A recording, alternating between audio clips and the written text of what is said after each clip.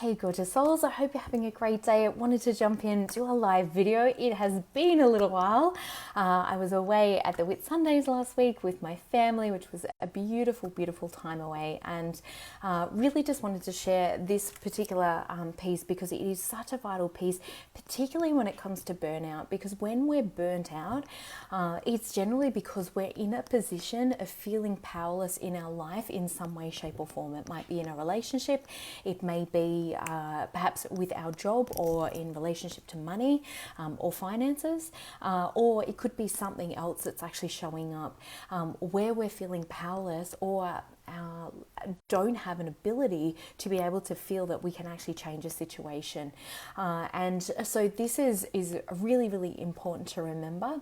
I've literally just completed an archetypal course, which I've dabbled in archetypes before, but it was really great to understand the 4 survival archetypes, being the child, the victim, the saboteur, and the prostitute. And the prostitute, some people might feel a little bit triggered by that word, but it's where we compromise ourselves. It's where we may go into people pleasing, or we step out of our own integrity or our own values in order to have security in some way, shape or form. Hi Wendy, great to have you on, darling.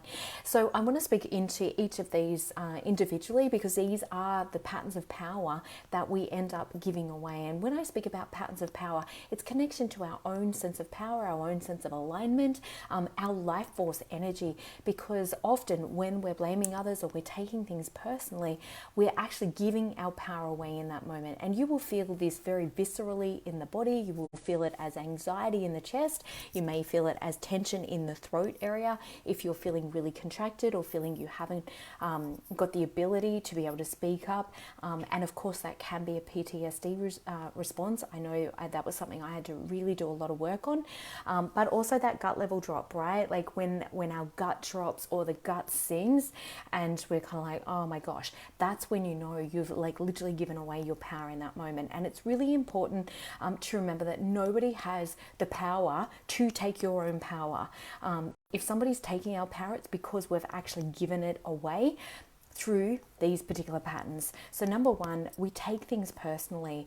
Often trauma occurs, and Gaba Mate actually wrote about a lot about this in one of his books. I think it was When the Body Says No, where we take things personally. We take an event or a situation and we make it mean something about us, that we weren't lovable enough, we weren't good enough, we weren't deserving enough, we weren't worthy enough, it was because we were wrong in some way, or it was our fault, all these different things. And that's actually the moment that trauma occurs, is when there's an event or a situation occur and we take that in and we actually make it mean something is wrong with us or something is not okay with us. That actually activates the child archetype. Because if you think about a child, if 2 parents are fighting, what the child's normal response would be, oh my gosh, it's all my fault. And so we tend to take things very personally when we're coming from that child survival archetype or the wounded child. Number 2 is avoiding conversations. This also can be how we actually like really sabotage ourselves or sabotage others. We're not speaking up, we're not communicating effectively in that moment of really being able to set the record straight or communicate our needs effectively. So we tend to shut down, we tend to withdraw, and this happens a lot with burnout as well. Definitely one of the main symptoms of burnout is withdrawing and shutting down socially, feeling that we can't communicate. Often that is also associated with a base level of shame. So if we're feeling a guilt or shame that's playing out, hello, a huge big welcome to everyone that's just jumped on.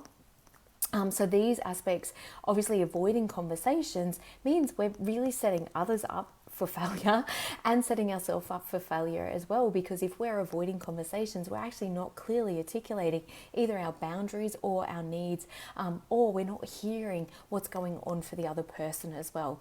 The third thing is obviously blaming others, and this is where the victim tends to show up, is when we feel like, well, if they were different, or if they changed, or if they took care of this, then I wouldn't be in this situation. And the way that we step out of that is honestly by taking radical self-responsibility. It may not be saying, well, this is all my fault, but responsibility is your ability to be able to respond to the event, to the circumstance, to the person, and really understanding or asking yourself, what would I do if I was taking full responsibility for my happiness, for my well-being, for my finances? Hey Erica, great to have you on, honey. If I was taking full responsibility for that, what do I now need to do, or what do I need to do today? That is a question that you can literally journal on. That will give you back your own sense of power as well, because anytime we blame others, we blame a situation, in that moment, we're actually giving our power away to that event, because we will remain powerless. Whilst ever it's something or someone else's fault, to fix this or to change, now we are powerless to do the thing that we actually need to in order to support ourselves, or in order to be able to resolve it for ourselves. And number 4 is having unspoken rules. And often this is where we may also prostitute ourselves as well, or compromise ourselves, or compromise others as well. So avoiding or having these unspoken rules, and you can see how these all interlink, right? Like when we're taking things personally, we tend to blame somebody else, we're not speaking up, and often there can be those unspoken rules or unspoken expectations, meaning, and family is the one that we tend to do this the most with. Like, oh my gosh, if they really loved me, they wouldn't have done that, or they wouldn't have treated me that way. And the problem is, we've all got these unspoken rules, yet nobody's actually communicating them openly. We don't even know what our own rules are until somebody breaks them, and we go, oh my gosh, they shouldn't have treated me that way, they shouldn't have done that.